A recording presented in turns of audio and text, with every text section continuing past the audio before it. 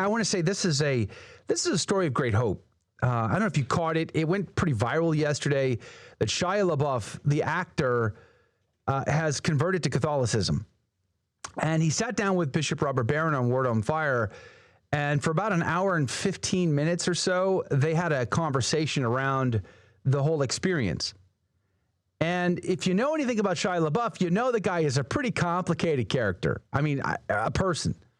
Like, he has a very rough and jaded background. And I'm just not sure. Like, I was like, I want this to be good. I do, but I'm not sure. I'm just not sure about this. So what I'm going to do is I'm going to share with you a little bit of the trailer that was just released yesterday. So good timing there, huh? And then I want to play for you some of the clips. I have about 3 clips I've picked out from the Bishop Robert Barron, Shia LaBeouf conversation that I want to bring to your attention. So let's start with the trailer. Adrian, could you play that trailer for me? I know you shed tears. I know you continue to shed tears every day because of man's ingratitude. You choose souls. And despite my unworthiness, you've chosen me. The primary source of all human oppression and exploitation is individual property. What is he talking about? He's talking about how we can get control of our lives. I know you'll give me what I need. I know you will not refuse me.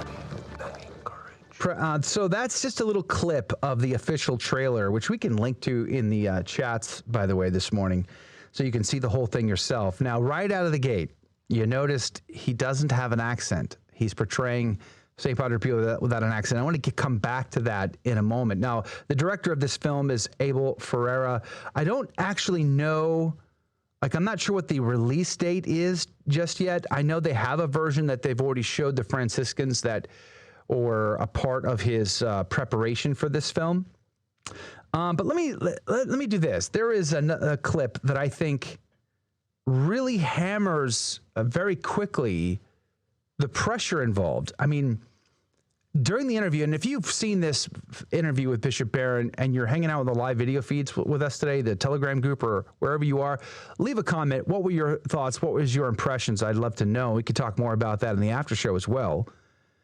But Shia gets into how desperate he was feeling at the time, how he was a part of a sort of a group of guys in Hollywood, all meeting on Zoom, all in different stages in life. No one really standing out as like Catholic or Christian, but they had this spiritual desire. And so Shia strikes me as the kind of guy, he is a relative I have that I think he and Shia are practically twins. Shia's the kind of guy who would probably hang out with you till like 4 a.m. on your front porch and just debating philosophy. I mean, but like weird, like all over the place kind of philosophy, just drinking beer, probably talking all night long, talk your ear off. And it would just go in strange, but it's kind of like watching a Joe Rogan Experience podcast. It'd be a lot like that. That's how Shia strikes me. And he talks about the depths of privation, the jadedness, the brokenness that he was at. And he was lamenting how he has lost his career, how he has basically destroyed his work in Hollywood, and how he was wondering how he could get it all back when, because of this group that he was in, this Zoom chat group he was meeting with, Abel Ferreira was in that group. And Abel said, "Have you ever heard of Padre Pio?" And he said, "No, I don't know who this person is." Now, what's interesting about that part of the conversation was Abel Ferreira is not even Catholic. He's a Buddhist, and he has a personal affinity to Padre Pio. But I want to play this clip for you. This is late. This is almost towards the end of the conversation with Bishop Robert Barron. But I think it is very telling about preparing to play one of the most iconic saints in history, in modern history for sure, but arguably top 5 greatest saints in all time potentially. Adrian, would you play that? How do you have to have faith, because it feels so. And that's the other thing is, like, it could get so corny. Mm-hmm. It could just get so garbage. And you're desperate to get it right. You're desperate to, like, protect this man's legacy.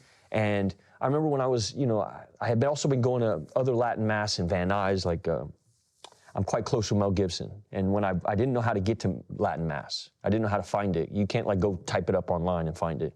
And he had introduced me to certain Latin Mass, which, because he's very into that traditionalist thing.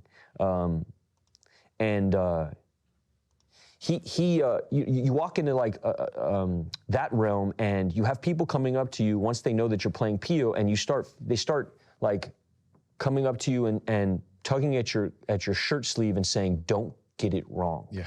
He's the only one we have."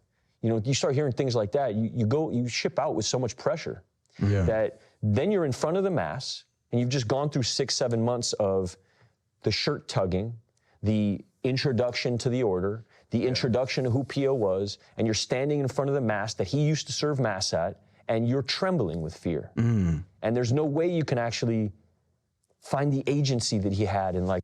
Yeah, I think that's very telling, isn't it? I mean, just imagine trying to portray St. Padre Pio to Catholics who are like, listen, my friend, very carefully, Shia. I want to help you out here, okay? You get this wrong, I'm going to hunt you down. I mean, the pressure has to be. The Italians be like, I'll break your kneecaps. Yeah, forget about it, okay? I'm going to send you a 7 horse head for you. You know, it's like, what? I can't imagine the pressure of that. And at the beginning of the conversation, Bishop Robert Barron was trying to get into his acting style and all of that. And I think this plays into it. It's like, he said, are you a method actor? You kind of have a reputation. He's like, I don't like the method acting reputation. It really made sense that Shia was saying, listen, for me, it's not about being constantly in the character like, say, Jim Carrey and a bunch of these other method actors, how they stay in character 24/7 during the shoots.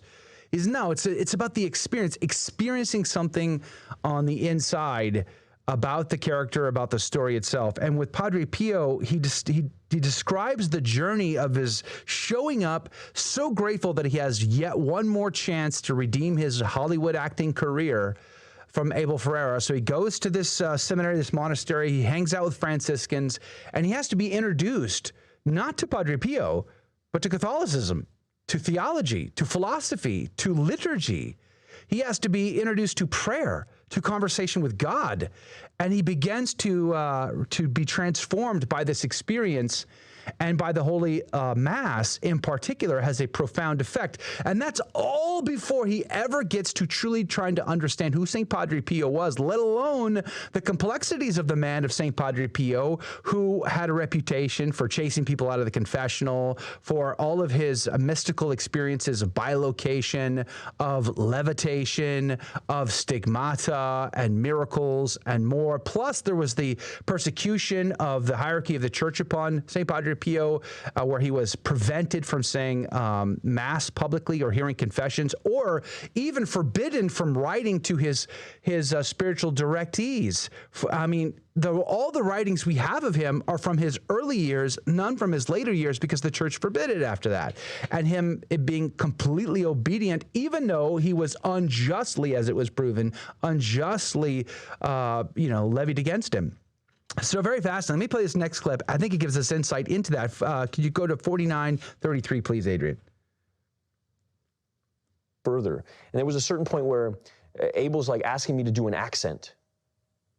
Because you didn't do an accent. No. You just spoke in your American. Yeah, because at a certain point, like I prayed on it. You know, and I thought, this is the separation I'm not after. This feels like okay, now I'm just like wearing a mask, like a Pio mask. Right. Whereas it felt like the task wasn't that. The task, even beyond what the director was asking of me, and he found a way to find the same kind of, he found my reasoning just, was that I was having like genuine, while we were practicing Latin Mass, I was having genuine emotional experiences. And aside from the fact that, as a Neapolitan speaker, his accent wouldn't have matched Italian anyway. Let me stop you there just for sake of time.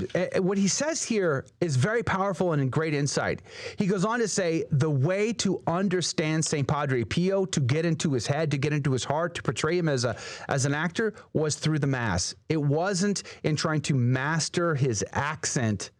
It was trying to understand his deep, profound, mystical connection to the Holy Mass, and how he would sit there in adoration of the consecrated host and just be totally wrapped up and absorbed in ecstasy of adoring our Lord in the Eucharistic species, shedding tears because he realized that he was at the foot of the cross, not pretend, not good, fanciful notions, but actually present at the foot of the cross, witnessing the crucifixion of our Lord, and that deeply, profoundly impacted St. Padre Pio. And this was the gateway in which he tried to understand St. Padre Pio. But I got to say, the accent thing is, I'm a little worried about that. Let me play this last clip, which I think is also very, very intimate for Shia LeBeouf to share with us.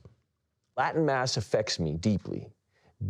And, How come? Because it feels like they're not selling me a car. And when I go to some Mass with the guitars and stuff, and I'm from, Santa Ynez, right? So that's where I was catechized. And there's a lot of guitar playing, and there's a lot of what feels like they're trying to sell me on an idea. Yeah. Whereas what I feel when I went to Oakland and went to and by the way, there's a very incredible version of that as well that's super activating and very emotional that I've experienced up there with Father Bobby. There's also, and Father Peter, but there's also this, something that happened, Christ the King in Oakland does a Latin Mass every day of the week. And it feels like it's not being done to sell me on anything. And there's the key. Mass is not about us having some, experience of making us fully participate, but it's being present at the foot of the cross, offering our intentions with the priest to God in complete adoration and worship of him. And I find that interesting because I think Shia just communicated something about specifically the TLM that I have been searching for words for now these past several years. It's a profound insight, and I pray for Shia. I'm not sure how I feel about Shia not using the accent, though. I love movies. I like it when actors do fantastic jobs in movies, especially portraying certain historical characters. So I'm a little nervous about that part of the film. But, I get what he said. Would you rather a bad accent or just no accent at all? Well, I think high-quality actors are capable of forcing themselves to do it well, right? Yeah. They get the best coaches. They work hard at it. That's what puts them a step above everybody else in that industry. And I definitely think Shia can achieve that.